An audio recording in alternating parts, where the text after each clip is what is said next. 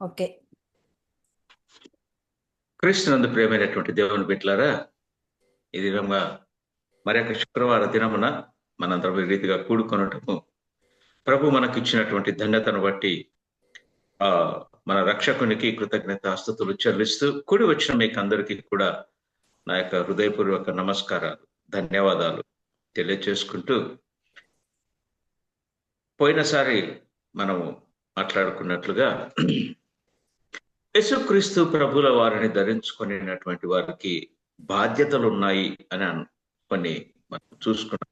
అందులో ప్రధానంగా 2 బాధ్యతలు మాత్రమే అక్కడ మనం ధ్యానం చేయగలిగాం. మొదటిది వాక్యమును ధ్యానించటం అనేది, ఇది మన దైనందిన జీవితంలో, విశ్వాస ప్రయాణంలో మనము తప్పకుండా కలిగి ఉండవలసినటువంటిది. ఎందుకు అనంటే, శరీర ఆరోగ్యము కొరకు, శరీర బలము కొరకు, శరీరాన్ని శక్తిగా ఉంచటం కొరకు ఏ రీతిగా అయితే మనము ఆహారాన్ని 3 పూటల 3 టైమ్స్ తీసుకుంటూ మన శరీరాన్ని కాపాడుకుంటూ ఉన్నామో, అదే రీతిగా మన ఆత్మీయ జీవితమును కాపాడుకోవటానికి వాక్యము ఉదక స్నానముగా చేయబడుతూ మనల్ని మనము శుద్ధి చేసుకోవటానికి ఉపయోగపడుతుంది. అలాగే ఈ వాక్యమే మనకు ఉజ్జీవమును కలుగచేస్తూ ప్రభు కొరకు ఒక చక్కని సాక్ష్యము కలిగిన బిడ్డలంగా ఈ లోకంలో జీవించటానికి అది ఎంతో అవసరమై ఉన్నది అని మనం ధ్యానం చేశాం. రెండవదిగా ప్రార్థించటం అనేటువంటిది కూడా. ప్రార్థన దేవునితో ముఖాముఖిగా మనము మాట్లాడటమే. అనేకులు ప్రార్థనలో ఉపయోగించినటువంటి కఠినమైనటువంటి పదాలు కానీ, లేకపోతే ఆ ఫ్లో కానీ, ఇవన్నీ ఉండొచ్చు, వారికి దేవుడు ఇచ్చినటువంటి కృపాది. కానీ ప్రార్థన అంటే దేవుడితో మాట్లాడటమే. ఇప్పుడు ప్రభు మనతో వాక్యముతో ఎలా మాట్లాడుతున్నాడో అదే రీతిగా ప్రార్థనలో, ఏకాంత ప్రార్థనలో, లేకపోతే కుటుంబ ప్రార్థనలో మనము ప్రభువుతో మాట్లాడుతూ ఉంటాం. ఇప్పుడు మనం ఎలా మాట్లాడుకుంటున్నామో అలాగే మాట్లాడితే ప్రభు అంగీకరిస్తాడు, తప్పకుండా అంగీకరిస్తాడు. మన మొరలను ఆలకించే ప్రభు ఆయన. మాట ఇచ్చిన దేవుడు, ఎంతైనా నమ్మదగిన దేవుడు. ఈ దినాన మరి ఒక 2 విషయాలు మనము జ్ఞాపకం చేసుకుని ముగించుకుందాం. 10 నిమిషాల్లో ప్రభు వాక్యాన్ని మనము ముగించుకుందాం. చిన్న ప్రార్థన చేసుకొని మనం ముందుకు సాగుతాం. మహాపరిశుద్ధుడా, మహోన్నతుడా, నీవు ఇచ్చిన మంచి సమయాన్ని బట్టి నీకు స్తోత్రాలు నాయన. ఇదిగో ఈ జూమ్ లో కూడి వచ్చినటువంటి బిడ్డలు, ఆ తర్వాత వినబోతున్నటువంటి బిడ్డలకు నీవు ఈ సమయంలో ప్రకటించబోతున్నటువంటి నిగూఢమైనటువంటి సత్యములు మా అందరి దైనందిన జీవితమునకు మేలు కలుగునట్లుగా మీరు మాట్లాడమని, మీ మాటలు మాత్రమే నా నోటి ద్వారా ప్రకటించమని, ఇందులో నా జ్ఞానమైనను నా మాటలైనను లేకుండా నన్ను కట్టడి చేసి మిమ్మల్ని మీరు బయటపరుచుకున్నామని సమస్త మహిమ ఘనత ప్రభావాలు నీకు ఆరోపిస్తున్నాను తండ్రి. ఆమేన్. ప్రియమైనటువంటి దేవుని బిడ్డలారా, దినము మరి ఒక విషయాన్ని మనము జ్ఞాపకం చేసుకుందాం. అదేంటి అనంటే, కృతజ్ఞతాస్తుతులు చెల్లించటం అనేది చాలా ప్రాముఖ్యమైనటువంటి విషయం. కృతజ్ఞతాస్తుతులు చెల్లించటం. మొదటిది వాక్యము, దేవుని యొక్క వాక్యము మనకు వెలుగై ఉండునట్లుగా, మనల్ని నడిపించేదిగా ఉండునట్లుగా ఎలాగ ఉండాలి, కలిగి ఉండాలి అని మనం అనుకున్నామో, అలాగే మనల్ని మనం సరి చేసుకోవటానికి, దేవునితో సహవాసం కలిగి ఉండటానికి ప్రార్థన అనేటువంటిది ఎంత ముఖ్యమో తెలుసుకున్నాం మనము.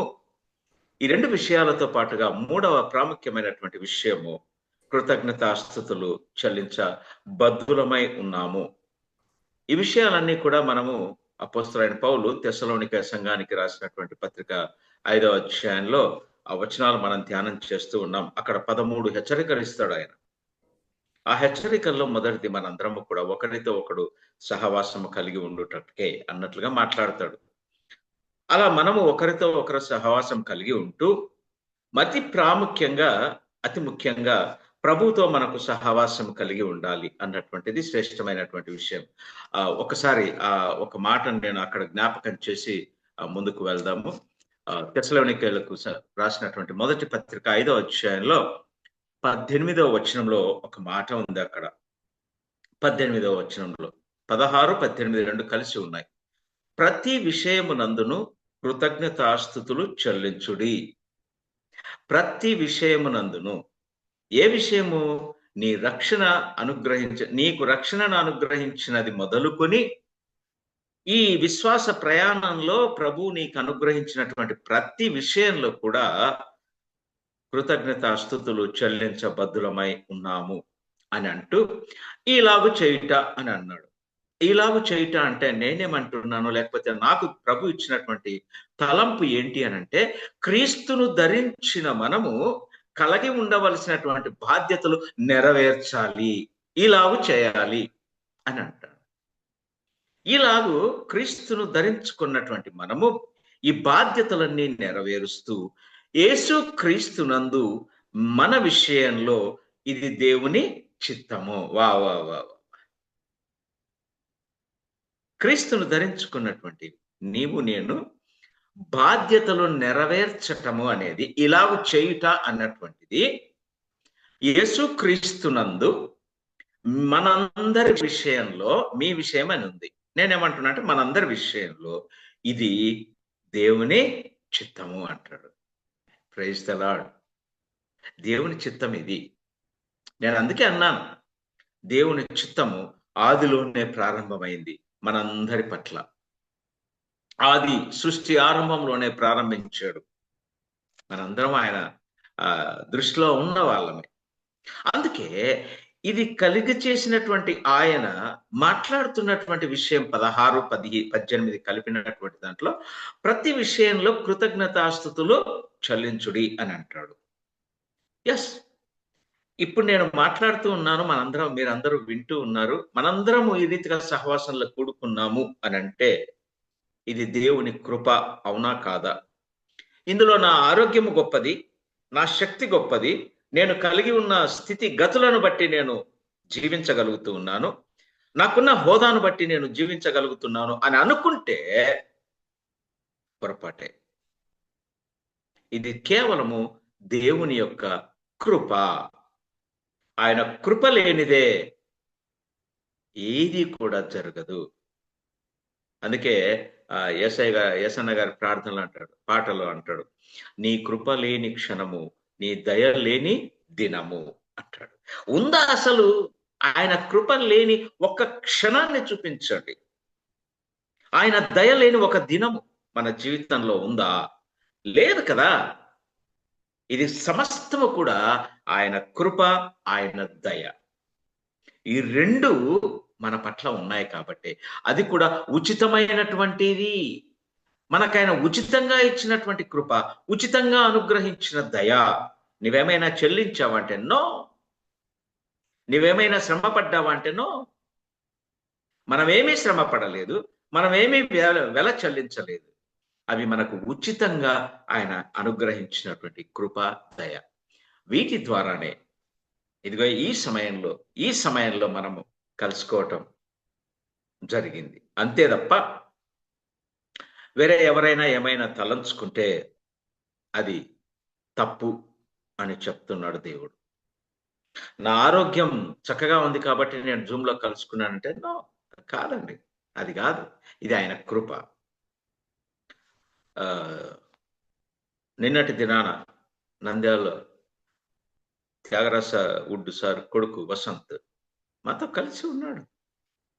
4 రోజుల క్రిందట నేను మాట్లాడాను. ఈరోజు అతను లేడు, నిన్న దినాన చనిపోయాడు. అది గొప్పతనం అనుకుంటాము. కానీ ప్రభు నిన్ను నన్ను బహుగా ప్రేమించి మనల్ని ఇంకా సజీవుల లెక్కలో ఉంచాడు. ఇది ఆయన ఉచితమైన కృప, ఉచితమైన దయ. ఈ రెండిటికి ఆయన అడుగుతున్నది ఏంటి అనంటే, నాకు కృతజ్ఞతాస్తుతులు చెల్లించండి అని అంటున్నాడు. ఆయన అడుగుతున్నది ఒకే ఒకటి, కృతజ్ఞతాస్తుతులు చెల్లించమని. ఈ లోకంలో ఎవరైనా ఒక చిన్న సహాయం చేస్తే మన నోటి నుంచి వెంటనే వచ్చేది థ్యాంక్ యూ, కృతజ్ఞతలు తెలియజేస్తాం. ఈ అశాశ్వతమైనటువంటి లోకంలో కొంత మటుకు ఉపకారము చేసినటువంటి వారికి ఆ రీతిగా కృతజ్ఞతాస్తుతులు చెల్లిస్తూనే ఉంటావే, మరి ప్రభువు అశాశ్వతమైనటువంటి ఈ లోకంలో నిన్ను జీవింప చేస్తున్నాడు శాశ్వతమైనటువంటి ప్రేమతో, శాశ్వతమైనటువంటి కృప చేత, శాశ్వతమైనటువంటి దయతో ఆయన నీకు జీవితాన్ని ఇచ్చాడు. ఇంకా ఇంకా ఈ స్థితి వరకు మరి అది ఆయన కృప, ఆయన చేసిన మేలు. దీనికి కృతజ్ఞతాస్తుతులు చెల్లించబద్దులము, అవునా కాదా? చెల్లించాలి. అదే ఆయన అడుగుతున్నది. వాక్యము చదవటము ఎంత ప్రాముఖ్యమో, ప్రార్థన చేయటము ఎంత ఉపయోగకరమో, కృతజ్ఞతాస్తుతులు చెల్లించుట కూడా అంతే ప్రాముఖ్యమైనటువంటిది. అది మన బాధ్యత. దావీదు మహారాజు తన 116వ కీర్తనలో 13వ వచనంలో ఒక మాట అంటాడు. 116వ దావీదు కీర్తన 13వ వచనాన్ని 14 వచనాలు 13, 14 రెండు చదివితే, నా రక్షణ పాత్ర. ఎందుకు రక్షణ పాత్రను పట్టుకొని అని అంటున్నాడంటే, నశించిపోతున్నటువంటి నిన్ను, నిత్య నరకాగ్నికి వారసుడమైనటువంటి నిన్ను ఆ శిక్షలో నుంచి నీకు విడుదల దయచేసి నిన్ను హెబ్రీయుడిగా శాశ్వతమైనటువంటి నిత్య రాజ్యానికి మార్గములో నడిపించుటకు ఆ దారిలో నిన్ను ఉంచి ప్రయాణాన్ని కొనసాగింప చేస్తూ ఉన్నాడు. అదే రక్షణ. అందుకే ప్రార్థించే ప్రతి సమయంలో కూడా ప్రభు నీకు ఉచితంగా ఇచ్చినటువంటి ఆ రక్షణ పాత్ర, ఆ రక్షణ పాత్రను చేత పట్టుకోవాలంటే ఇలా కాదు, తలపోసుకోవాలి. ప్రభువా, నీ ఉచితమైనటువంటి రక్షణ ఎంత గొప్పదయ్యా, ఎంత దౌర్భాగ్యుడనైనటువంటి నా కొరకు నువ్వు ప్రాణం పెట్టావు, ఎంత ప్రేమనైనా. ఇది కేవలము నీ ఉచిత కృప, నీవు నా జీవితం పట్ల కలిగి ఉన్న దయ. అందుకే నీవు నాకు అనుగ్రహించినటువంటి ఈ రక్షణ పాత్ర ఏదైతే ఉందో అది చేత పుచ్చుకొని యెహోవా నామమున ప్రార్థన చేసేదను. 14లో అంటాడు, యెహోవాకు నా మొక్కుబళ్ళు అంటే కృతజ్ఞతాస్తుతులో చెల్లించదను. దావీదు మహారాజు ఇక్కడ ఈ మాట అంటాడు. 103, 104, 105, 106 కూడా అనుకుంటాను, 104, 105 వచనాలు ఒకసారి చూస్తే, 107 వరకు 103వ దావీదు కీర్తనలో మొదలు పెడతాడు. నా ప్రాణమా యెహోవాను సన్నతించుము అంటాడు. నా అంతరంగమునున్న సమస్తమా యెహోవా నామమును సన్నతించుము, ఆయనకు కృతజ్ఞతాస్తుతులు చెల్లించుము అంటాడు. 104లో నా ప్రాణమా యెహోవాను సన్నతించుము, 105లో యెహోవాకు కృతజ్ఞతాస్తుతులు చెల్లించుడి అని అంటాడు. ఇదే 106కు వస్తే అక్కడ కూడా యెహోవా దయాళుడు, ఆయనకు కృతజ్ఞతాస్తుతులు చెల్లించుడి, యెహోవా నామమునకే మహిమ కలుగునుగాక. 107లో కూడా ఆ మాటనే అంటాడు, యెహోవా దయాళుడు, ఆయనకు కృతజ్ఞతాస్తుతులు చెల్లించుడి. ఆ కింద అంటాడు, ఆయన కృప నిత్యము ఉంటుందండి. ఆయన ఈరోజు ఇచ్చి తీసేసుకునే దేవుడు కాదు. ఆయన కృప నిత్యము ఉంటుంది. నీవు జీవించినంత కాలం, యెహోవా రాకడ పర్యంతం ఈ కృప అలాగే ఉంటుంది. కొంత కూడా తగ్గదు, మధ్యలో మానదు. ఈ లోకంలో నమ్మినటువంటి వారు వీరు మధ్యలో మానేయొచ్చు. అప్పుడప్పుడు ఆ ప్రేమ కొంచెం తగ్గొచ్చు. నువ్వు కొంచెం ప్రేమగా మాట్లాడితే ఎచ్చొచ్చు. కానీ దేవుని కృప నిరంతరము ఒకేలాగుంటుంది. అంత ప్రేమ కలిగినటువంటి దేవుడు 3వ బాధ్యత మనకిస్తూ ఉన్నాడు. ఆయనకు కృతజ్ఞతాస్తుతులు చెల్లించాలి. వీటన్నిటి బట్టి మనము ఆయనకు కృతజ్ఞతాస్తుతులు చెల్లించబద్దులమై ఉన్నాము. కృతజ్ఞతాస్తుతులు చెల్లించడానికి దావీదు మహారాజు అదే 40వ కీర్తనలో దావీదే అంటాడు, ఆ 3వ వచనంలో, తనకు స్తోత్ర రూపముగు క్రొత్త గీతమును మన దేవుడు నా నోట ఉంచి ఉన్నాడు. ఎంత శ్రేష్టమైనటువంటి మాటలు. ఆ దేవుడు ఆ నోట ఉస్తాడు అలాగా. తనకు స్తోత్ర రూపమగు క్రొత్త గీతమును మన దేవుడు నా నోట ఉంచాడు. ఈ మాటలు మనం కూడా చెప్పగలగాలి. అప్పుడే ఆయన ఆనందించే దేవుడు మన జీవితాలను బట్టి. కృతజ్ఞతాస్తుతులు చెల్లించాలి. క్రొత్త గీతాలు మన నోట దేవుడు ఉంచుతాడండి. కొత్త మాటలు, కొత్త జీవితం, కొత్త పాటలు, కొత్త మాటలు అన్నీ నూతనంగా మనకు ఎప్పటికప్పుడు అనుగ్రహిస్తూనే ఉంటాడు. అంత మంచి దేవుడు, అంత ప్రేమ కలిగిన దేవుడు, అంత గొప్ప దేవుడు నీవు నేను నమ్మిన మన దేవుడు. సమూయేలు గ్రంథంలో ఒక మాట చూసి నేను ముగిస్తాను. మొదటి సమూయేలు గ్రంథము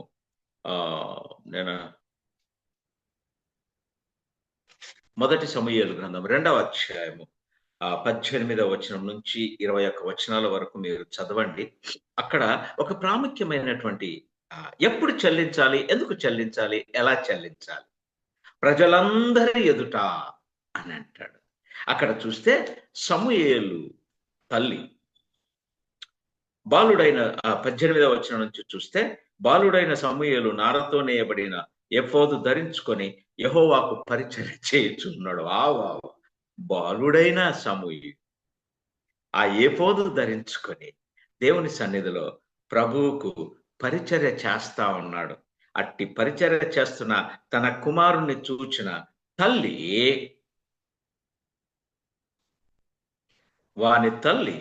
వానికి చిన్న అంగి ఒకటి కుట్టి ఏటేటా బలి అర్పించుటకు తన పెనిమిటితో కూడా వచ్చినప్పుడు దాన్ని తెచ్చి వానికిచ్చుచూ వచ్చెను. ఎక్కడున్నాడు సమూయేలు? దేవుని మందిరంలో దేవుని దాసుని, అభిషేకించబడి దాసుని దగ్గర పరిచర్య చేస్తూ ఉన్నాడు. తల్లి ఎక్కడుంది? ఇంట్లో ఉంది. కానీ దేవునికి కృతజ్ఞతాస్తుతులు చెల్లించటానికి దేని విషయంలో? కొడుకు పొందుకున్నటువంటి ధన్యత విషయంలో. ఏంటి ధన్యత? ప్రభువుకు పరిచర్య చేసి దేవాలయంలో పరిచర్య చేసేటువంటి ఆ ధన్యతలో కుమారుణ్ణి చూచి అది ఎఫోదు ధరించుకున్నాడు. ఇది చూచిన తల్లి ఆ హృదయము ఆనందముతో నిండిపోయి ఏటేటా కృతజ్ఞతాస్తుతులు చెల్లించడానికి ఒక చిన్న సాకు పెట్టుకుంది. ఏంటి ఆ సాకు అంటే, వానికి ఒక అంగీ కుట్టుతావు తీసుకొచ్చి ఆ సమూయేలు, బాలుడైన సమూయేలుకు చిన్న అంగీ ఒకటి కుట్టి, అది ఒక సాకు అక్కడికి రావటానికి. ఎవరితో రావటానికి? పెనిమిటిని తీసుకొని రావటానికి. పెనిమిటిని ఊరికి అడిగితే తీసుకొస్తాడా? So there should be a reason. ఆ రీజన్ ఏంటి అని అంటే, ఇదిగో నేను నా కుమారునికి ఒక షర్ట్ కుట్టాను, ఈ షర్ట్ ఇవ్వాలి, వెళ్దామా, నాతో వస్తావా అంటే ఇద్దరూ కలిసి దేవాలయానికి వచ్చి బాలుని చూచి హృదయం నిండా ఆనందాన్ని పొందుకుని కృతజ్ఞతాస్తుతులు చెల్లిస్తే హృదయము నింపబడుతుంది. అందుకే ఇది అతి ప్రాముఖ్యమైనటువంటి విషయం. కృతజ్ఞతాస్తుతులు చెల్లించడం ఇది బాధ్యతగా ఉండాలి మనకు. ఇది బాధ్యత అనొచ్చు అనకూడదో కూడా నాకు అర్థం కావట్లేదు. కానీ ఇది మన దైనందిన జీవితంలో కృతజ్ఞతాస్తుతులు చెల్లించుట అన్నటువంటిది అతి ప్రాముఖ్యమైనటువంటి విషయం. ఇక 4వ విషయానికి వస్తే జాగ్రత్తగా ఉండటం. అనుదినము మనము మన విశ్వాస జీవితాన్ని జాగ్రత్తగా చూసుకోవాలి. క్రీస్తునందు ప్రియమైనటువంటి దేవుని బిడ్డలారా, జాగ్రత్తగా చూసుకోవటానికి సొలొమోను, నా పరమజ్ఞాని అయినటువంటి సొలొమోను తన సామెతల గ్రంథంలో కొన్ని మాటలు చెప్తాడు. 8వ అధ్యాయంలో, సామెతల గ్రంథం 8వ అధ్యాయం 34వ వచనంలో చూస్తే అక్కడ ఒక మాట రాయబడి ఉంది. 8వ అధ్యాయము 34వ అనుదినము నా గడప యొద్ద కనిపెట్టుకొని నా ద్వారం యొద్ద కాచుకొని నా ఉపదేశము వినువారు ధన్యులు. అది జాగ్రత్తగా ఉండాలి. అనుదినము ఆయన గడప యొద్ద కనిపెట్టుకొని ఉండాలి. ఏ రీతిగా ఉంటే ఆయన తప్పకుండా కనికరించే దేవుడు, మనము మన జీవితాన్ని సరిచేసే దేవుడు, మనము ఆయన కొరకు అతి చక్కని జీవితాన్ని, సాక్ష్యము కలిగినటువంటి జీవితాన్ని కలిగి ఉండగలం. కాబట్టి ప్రియమైనటువంటి దేవుని బిడ్డలారా, విన్న మనము 4 విషయాలు ప్రభు మనకు బాధ్యతగా అప్పగించాడు. ఎందుకు రక్షించుకున్నాడు? ఎందుకు శిష్యులను పిలుచుకున్నాడు అంటే బూదిగంతముల వరకు సువార్తను ప్రకటించడానికి. వారు నెరవేర్చారు. నిన్ను నన్ను ఎందుకు ఏర్పరచుకున్నాడంటే కొన్ని బాధ్యతలు కలిగి ఉండటానికి. ఆ బాధ్యతలు ఏంటంటే ఇవి.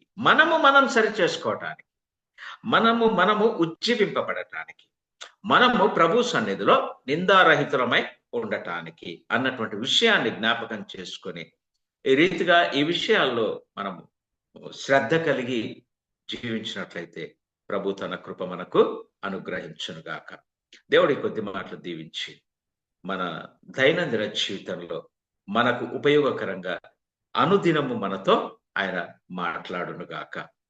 ప్రభువుకు మహిమ కలుగునుగాక. ఆమేన్.